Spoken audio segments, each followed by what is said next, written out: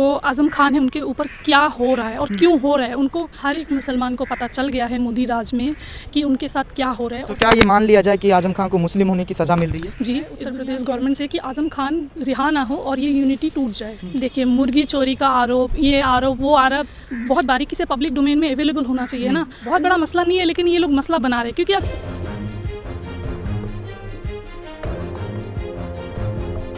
आज़म खान वो शख्सियत जिन्होंने मुसलमानों के लिए इतने सारे काम किए, उन्होंने अली जौहर यूनिवर्सिटी उन्होंने बनाए।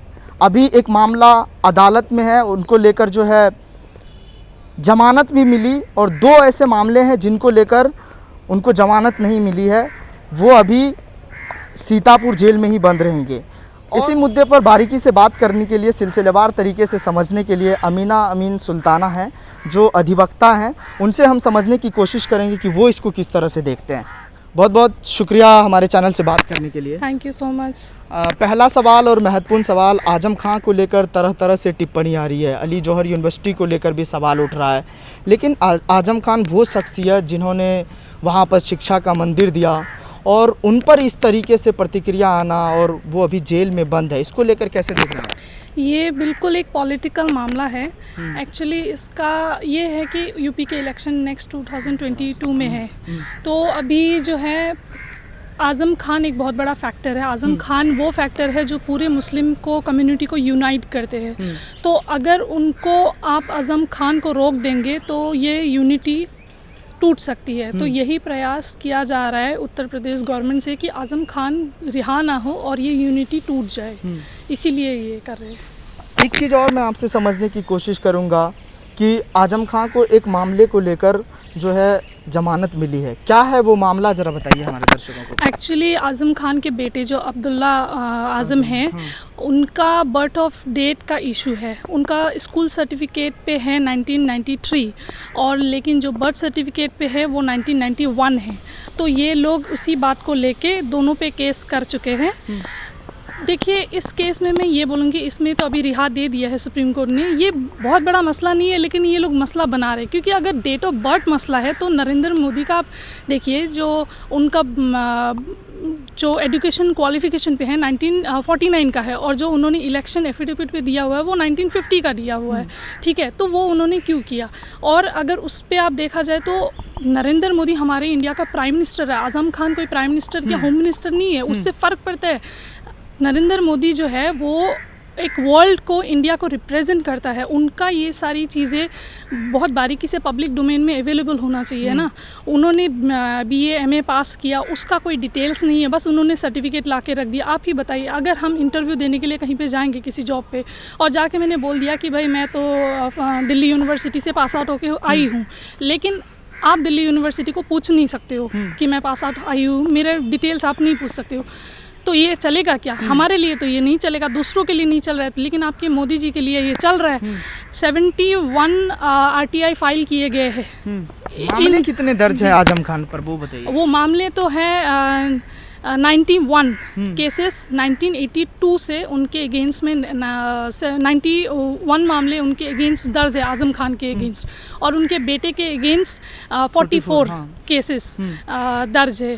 ठीक है, लेकिन फिर ये सारे केसेस जो है ये सारी पॉलिटिकल दिखावा के लिए है ताकि वो उनको कहीं से फ़ायदा मिल जाए इस चीज़ का यूपी इलेक्शन में। अच्छा, एक चीज़ और मैं आपसे समझने की कोशिश करूंगा, क्योंकि आज़म खान पर मुर्गी चोरी तक का आरोप लग जाता है और जो तमाम जो भारतीय जनता पार्टी के नेता हैं वो इन पर इतने सारे घोटाले के आरोप हैं, फिर भी वो जेल के बाहर घूमते हैं।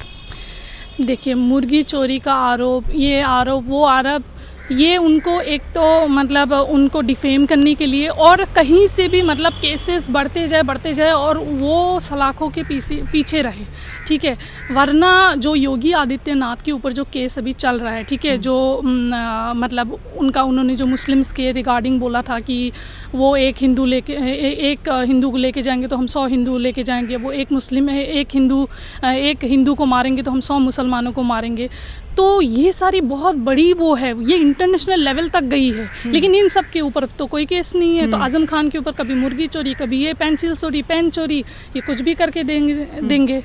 तो ये सिर्फ इनका पॉलिटिकल दिखावा है, ये बस किसी भी तरीके से ये मुस्लिम यूनिटी से ये लोग डरते हैं।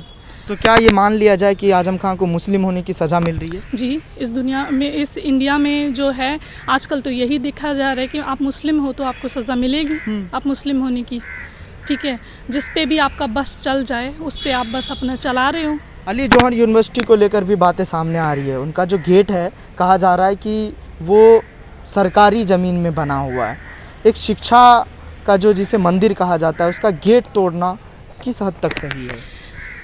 देखिए, यहाँ पे ना सही गलत की बात है ही नहीं। इस सरकार में आप सही गलत की बात कर ही नहीं सकते हो, क्योंकि ये सरकार जो है ये डेमोक्रेसी के ख़िलाफ़ है और ये सरकार हर उस चीज़ के ख़िलाफ़ है जो लोगों के इंटरेस्ट के लिए है। ठीक है, तो यहाँ पे जौहर यूनिवर्सिटी, कल को तो ये यूनिवर्सिटी भी गेट तोड़ना नहीं, ये लोग यूनिवर्सिटी भी फेक करा देंगे।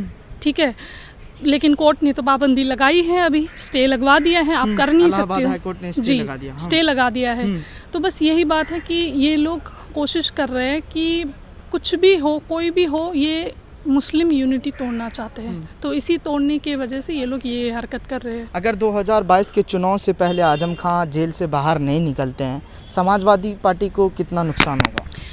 देखिए, नुकसान थोड़ा बहुत हो सकता है लेकिन उतना नहीं, क्योंकि उन्होंने इतने साल वहाँ पे काम किया है। उनका एक अपना एक उनका एक लेगेसी है, आप इस तरीके से बोलो। वो रहे या ना रहे, उनके सपोर्टर्स उनके साथ रहेंगे। और जो है फ़र्क पड़ सकता है 19-20 का। सपोर्टर में तो ज़्यादातर मुस्लिम हैं। हाँ। और ओबीसी भी साहब भी अब दस्तक दे रहे हैं। देखिए, सपोर्टर्स का ये है, सपोर्टर्स को पता है कि जो आज़म खान है उनके ऊपर क्या हो रहा है और क्यों हो रहा है, उनको किस लिए सज़ा मिल रहा है। तो उनके सपोर्टर्स को क्या दिखता नहीं होगा? उनको दिखता नहीं है इंडिया में क्या चल रहा है? पार्टी आला कमान क्यों नहीं आवाज़ उठा रही है? अखिलेश यादव क्यों नहीं आवाज़ उठा रहे?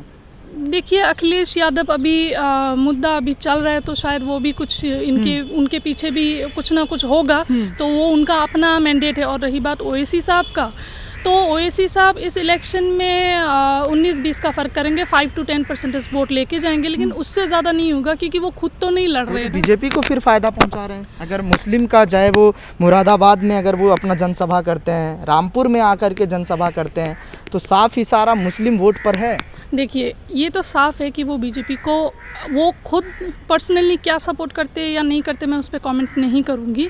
लेकिन फ़ायदा बीजेपी को है, तो बीजेपी खुलेआम उनको दे रही है। अगर आज़म खान को छोटी छोटी बातों पे जेल में बंद कर सकते हैं, तो क्या ओवैसी को नहीं कर सकते?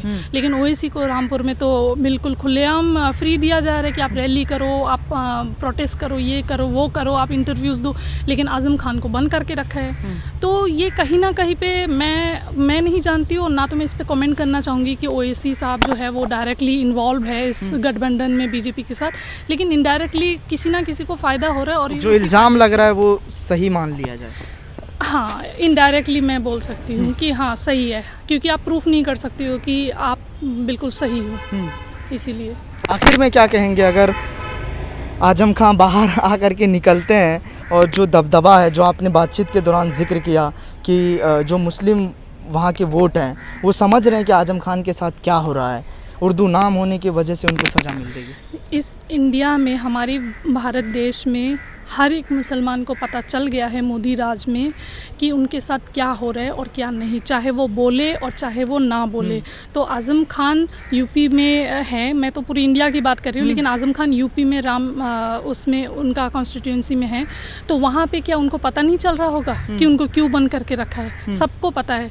बस ये है कि ओवैसी को ला के यूनिटी तोड़ने की मतलब एक कोशिश है, और आज़म खान को अंदर रख के एक डराने की कोशिश है। दोनों कोशिश यहाँ पे आप देखो तुक्का किस में लग जाता है, ये है। चलिए, बहुत शुक्रिया आपसे बात करने के लिए, आपने मुझे महत्वपूर्ण समय दिया। तो ये आपने सुना जो अमीना अमीन सुल्ताना थी, जिन्होंने सभी सवालों के जवाब बारीकी अंदाज में दिए, जिनका साफ तौर पे कहना है कि आजम खान अगर जेल से बाहर नहीं भी निकलते हैं तो उनका जो वोट बैंक है उत्तर प्रदेश में, खासकर रामपुर में, वो कहीं ना कहीं अहम है। ये वीडियो अगर आपको पसंद आया हो तो इसे लाइक करें, कमेंट करें, शेयर करें और हाँ, हमारे चैनल को सब्सक्राइब करना ना भूलें, ताकि देश विदेश से जुड़ी खबरें आप मिस ना करें, क्योंकि कोरोना काल में 2 गज दूरी, मास्क है जरूरी। नमस्कार।